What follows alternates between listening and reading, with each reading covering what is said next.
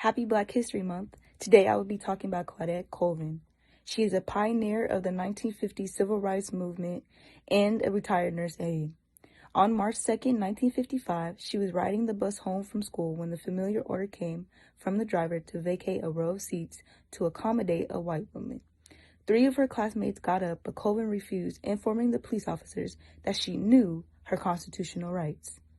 They responded by roughly yanking her off the bus and arresting her.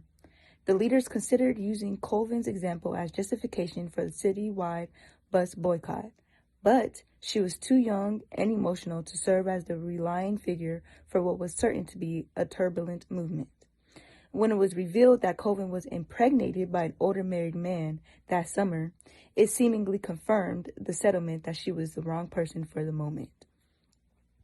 This event took place 9 months before the NAACP Secretary Rosa Parks was arrested for the same offense.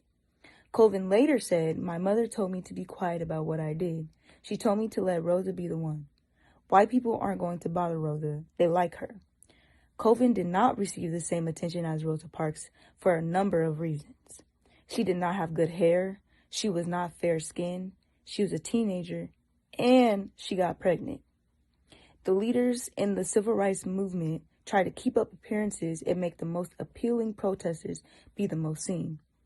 With March 2nd now known as Claudette Colvin Day in Montgomery, it seems more recognition is finally coming for the overlooked hero who helped set the wheels for a new era in motion. My person is Marlon Briscoe.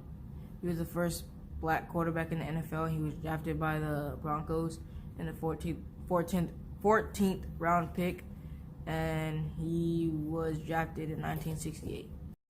The Chadwick Boseman was the first African-American male to headline an MCU film. I'm going to be talking about Madam C.J. Walker. 1867-1990 was the first black woman millionaire in America and made her future thanks to her homemade line hair care product for black women. Who was that? Barack Obama. And what was he? He was the first black president. Do you remember what number president he was? The 44. Good job. Greetings, Prim. For my person on Black History, I'd like to introduce you to Arthur Lee Shell Jr., otherwise known as Art Shell. He is a Hall of Fame football player for the Oakland Raiders. He was inducted into the Hall of Fame in 1989.